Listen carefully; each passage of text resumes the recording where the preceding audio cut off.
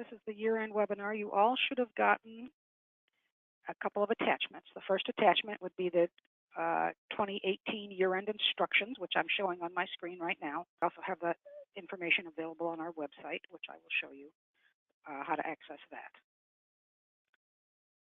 So the second document that you should have received is we just found the early release of the 2019 federal and state tax changes.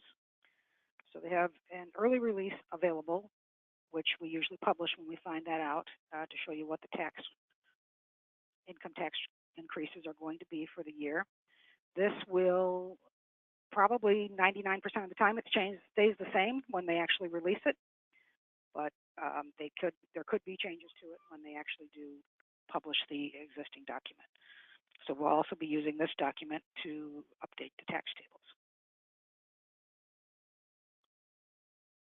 So part of the year-end instructions here is that you're going to need an update if you file 1095, 1094C forms, either printed forms or electronic forms. Every year there is an update that needs to be done because the form changes every year. So how you maintain this form and how you prepare it is going to remain the same, but in order for you to print it and file electronically, you will need an update to your Visual ContrAcct software. We will contact you when the update is ready. We're going to send out an email notification.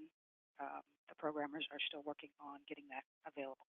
Now, those aren't due until the end of January, so we do have a little bit of time on that.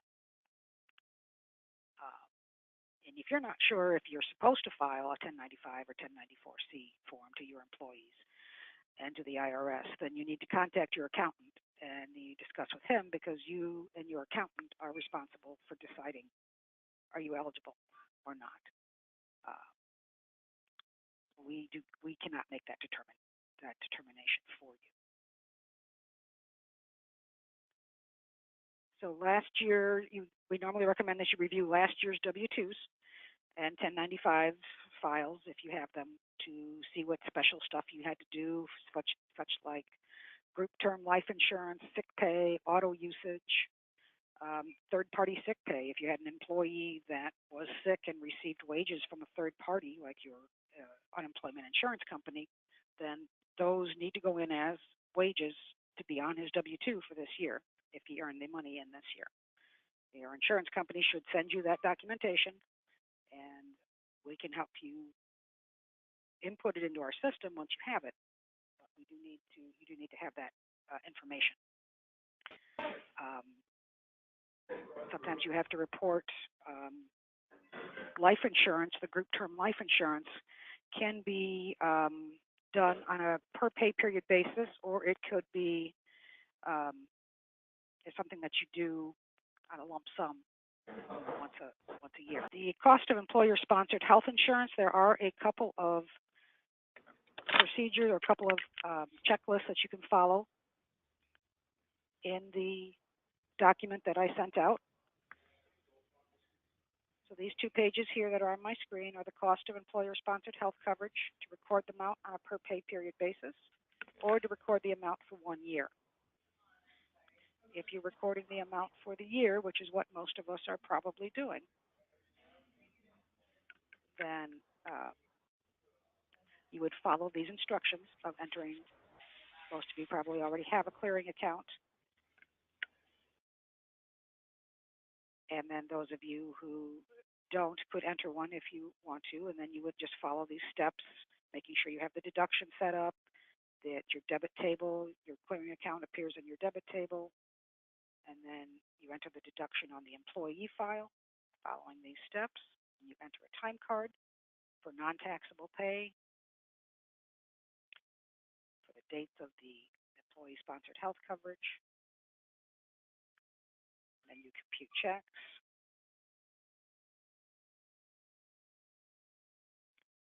and you can edit your calculations if you need to make sure that the check amount nets to 0. If you're recording it per pay period, you're doing the steps on the left side of the screen here, and those you would have been doing from the beginning of the year. So there are many different types of special earnings that you could be entering. These are just a couple of them.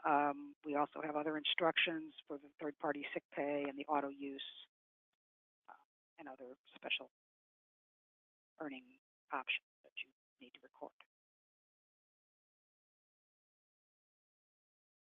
So employers that file 250 or more W-2 forms are normally required to report the cost of employee-sponsored health coverage on the W-2. So if you don't know for sure, if you're supposed to, you need to contact your accountant to make sure that you do this prior to closing Visual ContrAcct for 2018.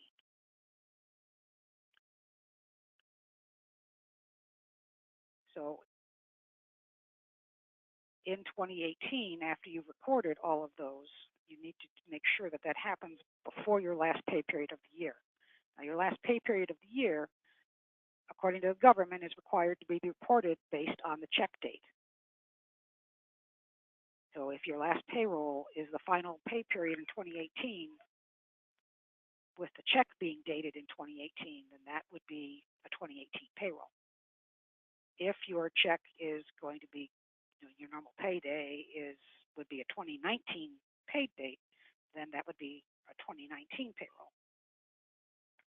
Now you can force it into 2018 if you want to. So if you have a week ending of 12/28 or 12/29, and you want that to be paid, and normally it would be paid in 2019, that would normally be your first week of 2019. But you want to force it into 2018, you could change your check date to be 12/30 or 12/31. As long as it's paid in that year, as long as your check date is in that current year, then you can pay, you can force that date, and you could be a payroll for 2018. But if a check date is going to be in 2019, that has to be your first payroll of 2019, which means you need to close payroll year for, you need to run through the checklist for year end for 2018 prior to doing that payroll for 2019.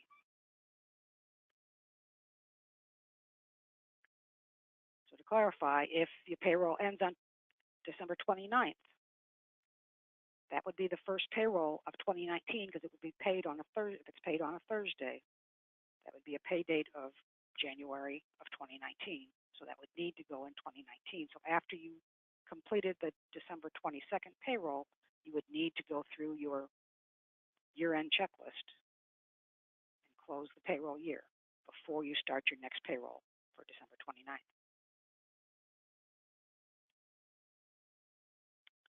So the attached calendar year-end checklist will be completed after you have paid all of your 2018 wages and you're sure you won't have any more.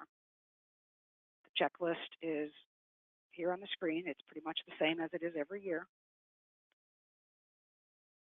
You will follow the fourth quarter. You print all the fourth quarter reports. After you've completed your last payroll, you print the fourth quarter reports because this will be the end of the fourth quarter. You print your yearly reports.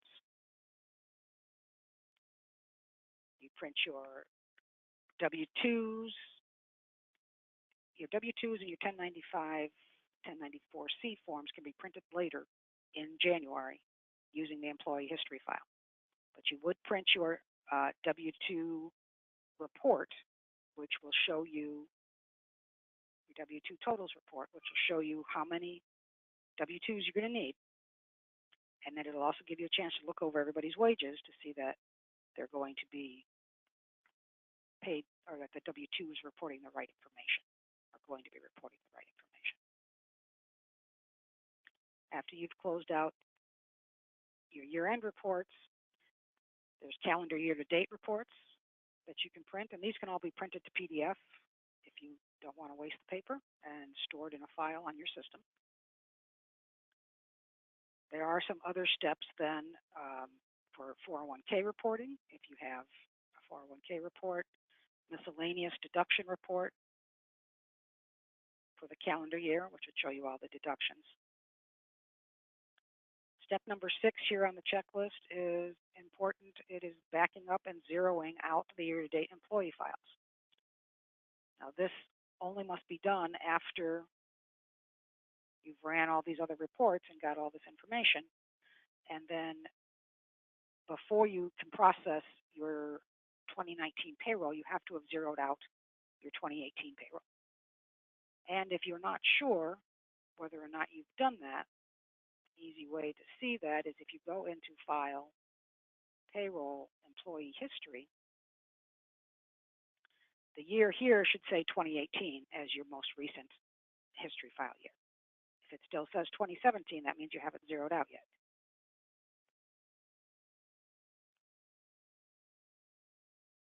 And the zero step is back in the admin section, Payroll Year End, and then we have our two zero steps. Zero year-to-date totals, and if it's also the end of your fiscal year, then there's a fiscal year checklist where you will zero the fiscal year totals. So the fiscal year checklist is also up on the screen here, and that has a few payroll reports and then the zero step, and then you also have things to do for accounts payable, accounts receivable, job cost, and general ledger. And there's also some on the calendar year checklist as well. Now, those modules can be done at a later time, sometime in January, February, March, whenever you're ready to close December for these modules. So after you're ready to close December, if that's the end of your fiscal year, you must run the fiscal year steps for those modules. If it's the end of the calendar year only, you must run these on the calendar year end checklist after you've closed December. And that could be, like I said, months after the actual December date. But you must make sure to do that, because once you continue forward, and if you haven't done it, it's hard to go back and do it again.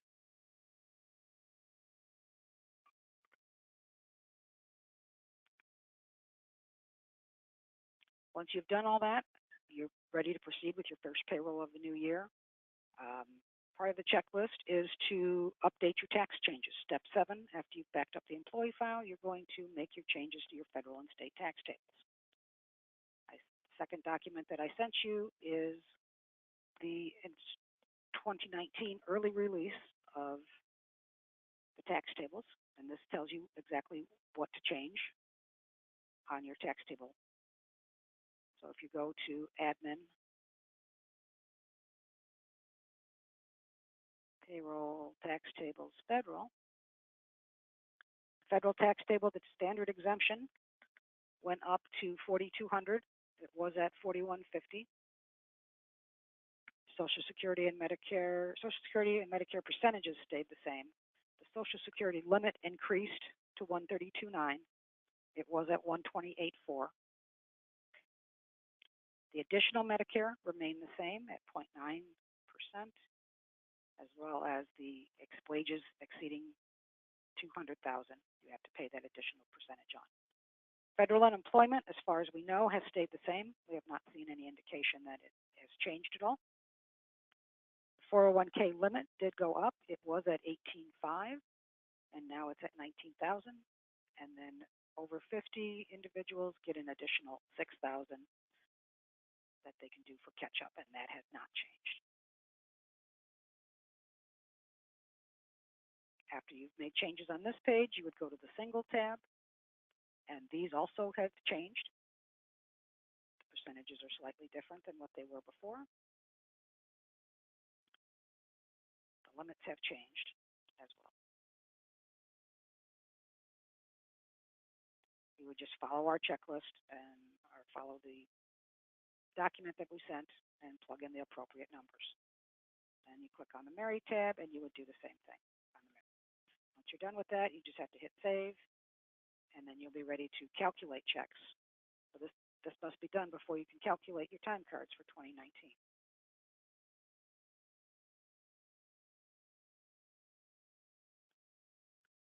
On the second page of that document was the 2019 Illinois state tax tables, and that is payroll tax tables, state and local. Now here you're coming up to a state of Alaska. You have to use your binoculars to find the state of Illinois. We have all the states listed here. And the only tax table that we provide information for, that we keep track of, is the Illinois tax table. We can help you find the other state tax tables if you need them, but the only one that we release with our documentation is for Illinois. So the exemption is 2,000, and that is the same as far as we know.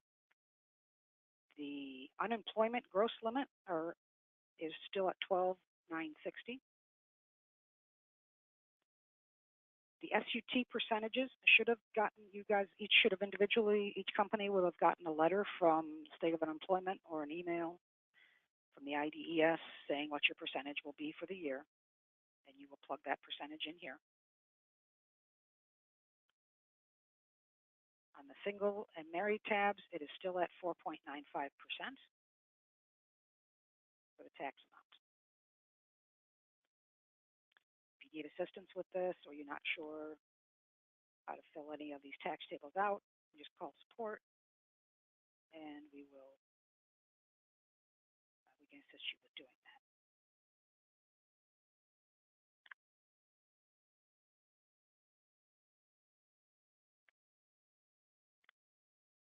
So after you've updated your tax tables, then you will be ready to go ahead and close out or to go ahead and do your payroll for the beginning of the year for 2019.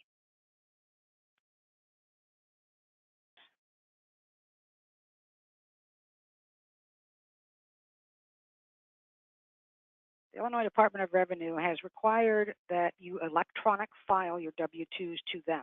Used to be you never had to.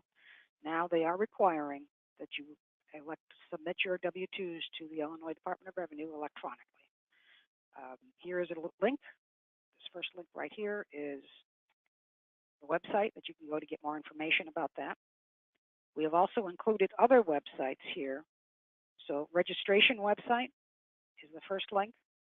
Once you're registered, there's an electronic transmission upload website, which is the second link. And then there's an acknowledgement website, which is the third link.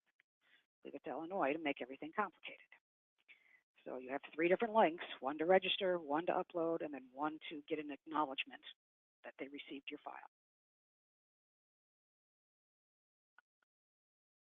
So the W-2 report file that you create in Visual ContrAcct. So if you go to Reports, Payroll, Year End, and this W-2 electronic file that we create, that is also, you're able to send that to the state of Illinois as well. So that will include state of Illinois information. So this file that gets created can be sent to the federal government and the state of Illinois for your W-2 requirement.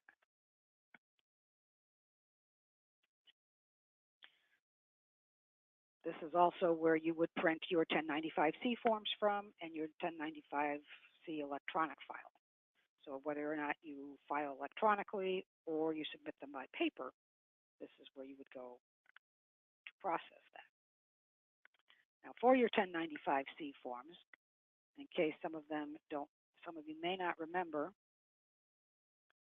in payroll, they are normally done on the history file. So in the employee history file, on the year-to-date totals tab, we have a section of 1095-C code for the offer code, the employee share, and the safe harbor code. To make an employee, these are all grayed out right now. To activate them, you just have to check the box that you're going to print a 1095-C for this employee. You can put a offer code in all 12 months, and it will populate into all 12 months. You can do the same thing with a dollar value for the employee share and a safe harbor code. I'm not sure what these codes are supposed to be, but if they did not have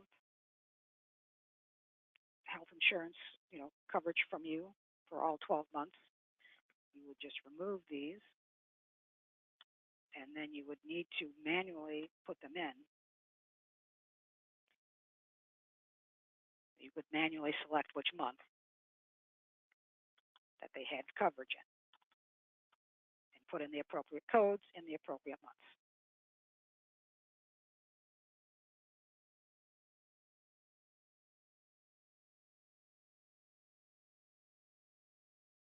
And then you would save this, and then that employee would be ready for a 1095-C form. Now you can go through each and every employee and set this up. We also have a Excel sheet, an Excel workbook that we created that you can use to import.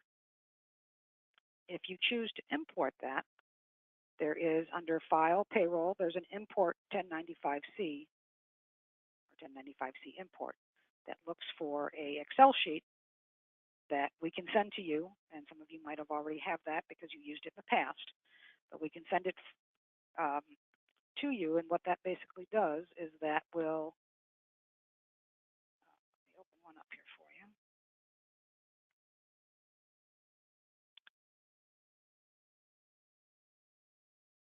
All right, so what this is a worksheet that you basically would put in your payroll year end in the yellow spot. You would put in a value if you wanted to for, like you're going to say, yes, I'm going to print this. And then if you want a certain code, it gives you drop-down arrows of the different codes that are available. And you can put in a dollar value.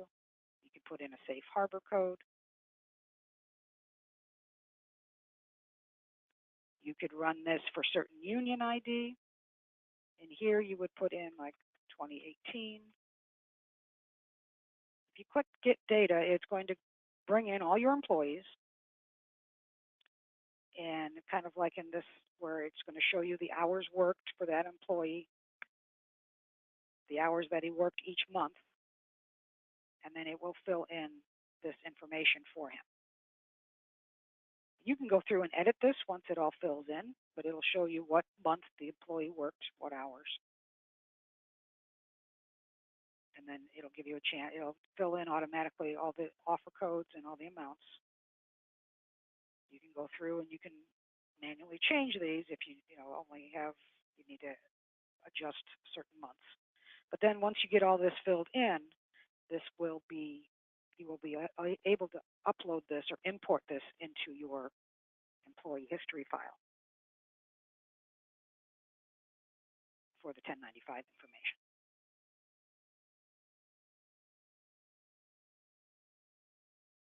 We can provide help with this in the support department if you need assistance in getting this workbook to populate for you. A couple other things that we have here. The cost of employer-sponsored health coverage.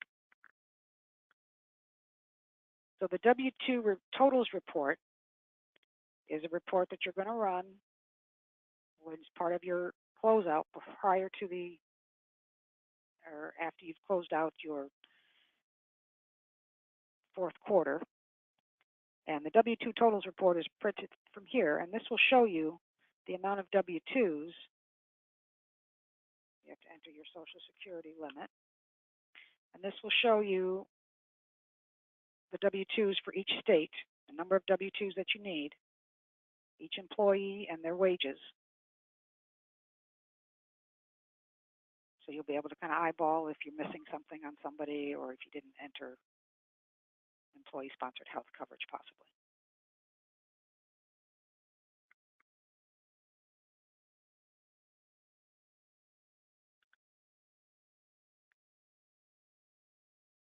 So the W-2 report should be reviewed prior to printing your W-2s.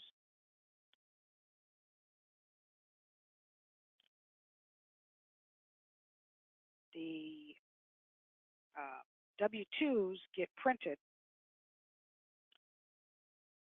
normally in 6 parts. You have 6 different pages. You should normally print them to paper first, and then each W-2 form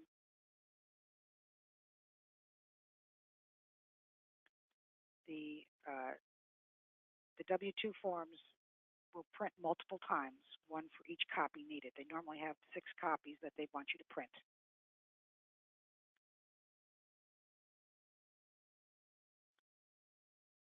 You may reprint the W-2 forms as many times as you need to, but if you print them on the forms themselves and you need to reprint them, you may run out of forms. So you have to be careful. You have to make sure that when you do print them that they are going to be aligned properly. So we recommend that you print them to paper first, and then check them against the actual form by holding them up, to the light, and to see if they're actually going to print correctly in the boxes. If you find that you need more forms, we do have a small supply of some forms, and sometimes we can get some if it's not too late in the month of January. But the W-2 printing will be done in January.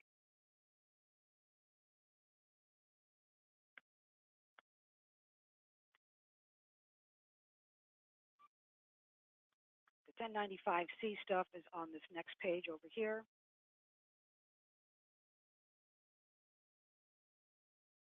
And it is, again, something that you can do in January after you've already closed the year, as these aren't due until the end of January to the employees as well as the employers. So this gives you options of manually entering them, like I showed you on the employee history file, or using the Excel import sheet. There are instructions in our README document, and there's a link to it here that tells you how to create an import file if you wanted to create your own. Just follow this link and then search for the wording down here, and it'll show you.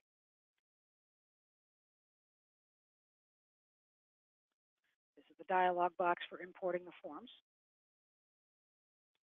You're going to want to ignore the first row of the Excel file.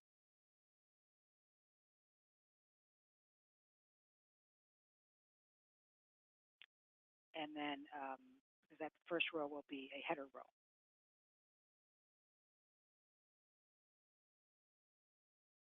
You do not need to purchase forms for that. Like I said before, it just prints on plain white paper with blank ink. Here are some filing requirements, the deadlines for when certain forms are due. The W-2 paper forms are due to your employees by January 31st. Paper forms are due to the IRS by January 31st, and the electronic filing of W-2s are due to the IRS by January 31st. Your 1095-C, 1094-C forms, you must furnish those to the employees by January 31st. Paper forms to the IRS by February 28th, and electronically filed by April 1st. So you have a lot of time to file the electronic version of it. That's not due till April 1st. If you do 1099 miscellaneous forms, those forms must be to your recipients or your employees that you, or your subcontractors, whenever you're doing a 1099 for, by January 31st. The IRS wants the paper forms by January 31st for 1099 and 1096. And electronic filing for these forms are also January 31st. So to print 1099 forms, in our system under the vendor, on page 2, we have federal tax ID number. That needs to be filled in. And then you have a 1099 code. Most of the time it's going to be non-employee compensation, which is box 7. These are the different boxes on the form. We only print the miscellaneous form. So if it can't go on the miscellaneous form, then it should not be done out of our system. If you withheld any state income or state tax or have an adjustment amount that you need, you would put those items here. Otherwise, it will go through and it will add up all the check records that you gave to this vendor, and it will give a sum of that amount for your 1099. So under reports, accounts payable, we have 1099 forms. That is where you would go to print them.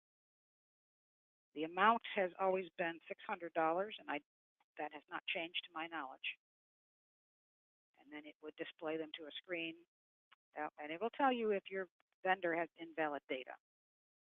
And if it does, it will allow you to export a list of vendors to an Excel spreadsheet so you can correct that data, and it will tell you what's wrong with it.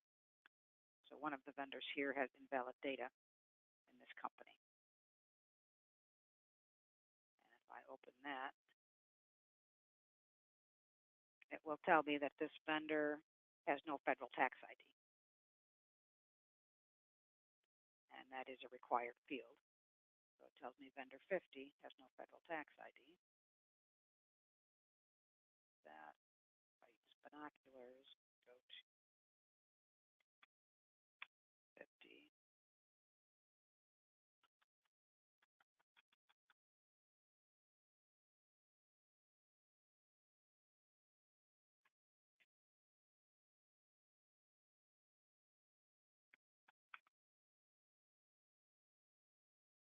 No, it doesn't have anything to print apparently. So anyway, it would print to the screen. You do need the 1099 form itself because it prints on the form along with the way our W-2s print. So it would look similar to the W-2 print.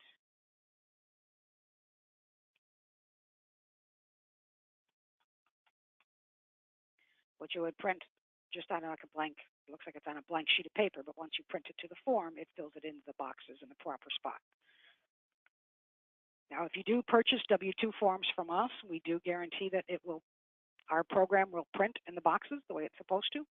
If it doesn't, you can give us a call and we'll help you adjust it and make it right to make it print there. If you didn't purchase the forms from us, then we will still help you try to get it to work, but we don't guarantee that it'll print correctly because we have a certain vendor that we work with that we test our forms with, and we can guarantee if you purchase them from us and from our vendor that they will print correctly.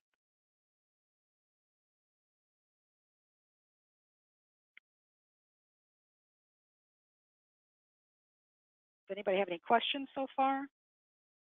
Anything I have a question. Sure.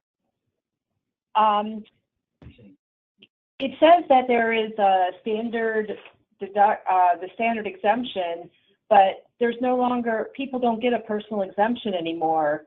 So I was just kind of curious if that was correct information in the tax tables. What do you mean they don't get a personal exemption? The new tax law got rid of the personal exemptions. In the state or the federal? The federal. This was from, I just went on the website today in the early release, it says that there is a standard exemption. There's a standard deduction. And that's exactly what that is, basically, is the standard deduction.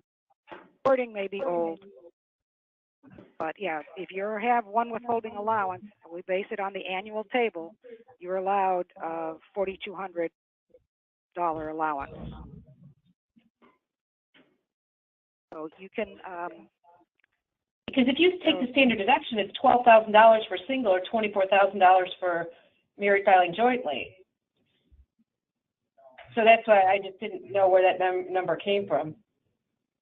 So that came from the IRS.gov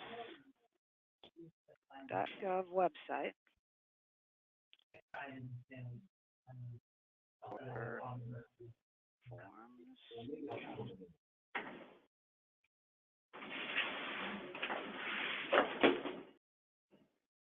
Here's the early release from the government, okay?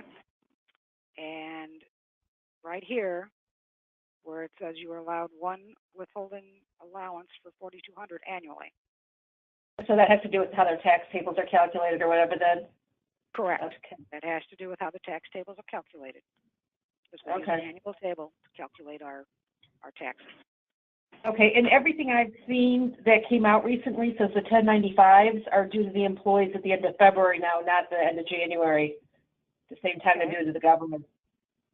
I'll have to double check on that to see if that changed since we published our document. So thank you for Okay, I think it came out like the end of November. Okay. So it's due to the employees by the end of February, you think? Well, it says March 4th, so I don't know if there's a weekend in there or something, but that's what I've seen. March 4th, okay. I'll have to verify that. And if that's the case, we'll send out a new form for everybody. Okay. On our website, if you go to www.jobcost.com, and then you go to news, so let's back up here. You just go to our website, and then you would go to News, which is up here. We have here a couple of links for the year-end instructions. So if you just click on these links, it'll give you this page, and you can go to 2018 year-end instructions, which is the handout that I sent to you all prior to this, and you can access this or print this at any time. We will also have the early release tax tables listed here. We just found these today, so those have not had a chance to be listed here. You can also, on our website, you can order tax forms. You can also find some useful information about different updates and stuff that are available.